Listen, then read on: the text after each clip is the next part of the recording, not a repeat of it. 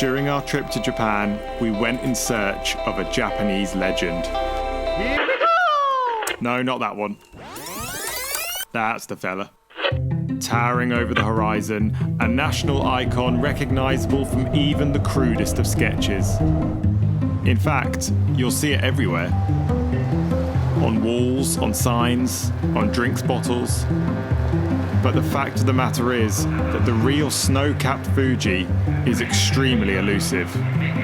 You see, there are two main problems. The first being that for 90 days of every year, the snow completely disappears from Mount Fuji. And of course, we arrived in August, which is right in the middle of the snow drought. But secondly, and most worryingly, it's estimated that you can only see Mount Fuji 25% of any time of year, and the weather can change dramatically in a matter of minutes. So with no snow and little chance of visibility, is it even worth visiting? This is our 5-day experience. It all started so well. From Tokyo, we took the train to Lake Kawaguchiko, the second largest of the Fuji 5 lakes and a stunning place in its own right.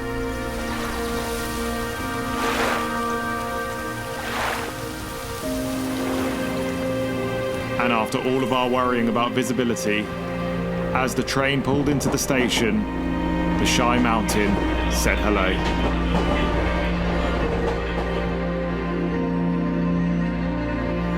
A few months ago, when we were doing all of our Japan research and we found out that Fuji wasn't going to have any snow on top, we were both really, really disappointed. And you know, as soon as we saw Fuji this morning on the train, I completely forgot about any of those thoughts. It is just incredible. We rode our luck into day 2. It's another beautiful day here in Kawaguchiko. We took an early train to nearby Shimioshida, home of the Chureito Pagoda and the most iconic view of Mount Fuji. And just like that, it was gone.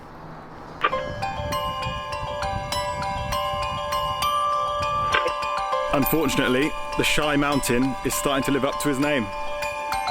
Determined not to be beaten by the clouds, we jumped on bikes and hoped that the weather would change. We searched by land. We searched by water in a pink swan. But still, only saw the tip. It started to look like the only place that you could see Mount Fuji was in the gift shop.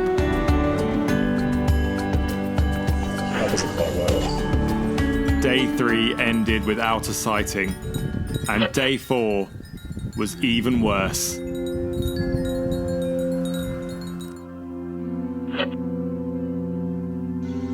Expectations can be a tricky thing, because often they can make or break an experience. We were in the strange situation of our expectations being completely fulfilled, and then suddenly that fulfillment just disappeared. Morning. Today starts with a brisk walk to the bus station. That's where Fuji was.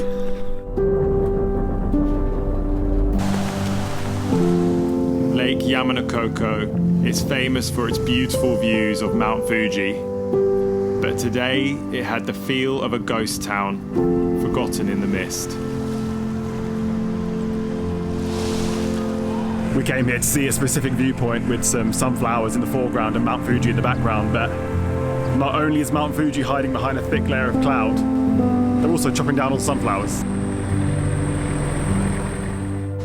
Finding Mount Fuji is far from guaranteed. We were just pretty lucky at the start of our trip. My main advice is to give yourself as much time as possible. Trying to attempt a day trip from Tokyo just feels like you're setting yourself up for failure. But even if you don't see Fuji, try and focus on the things that are there rather than the things that aren't. The 5 Lakes area is really beautiful no matter what the weather. So savour what you have and don't let unrealistic expectations ruin your trip. It's something that I'm trying to get better at doing myself.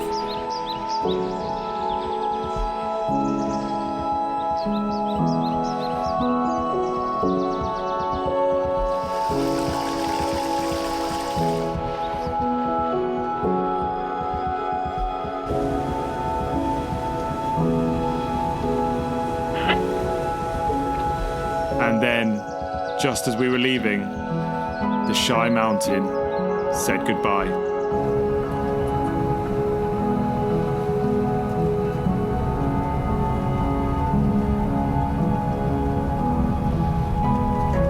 Thank you so much for watching my film. If you liked it, make sure you leave it a thumbs up and subscribe to the channel, and I'll see you next time.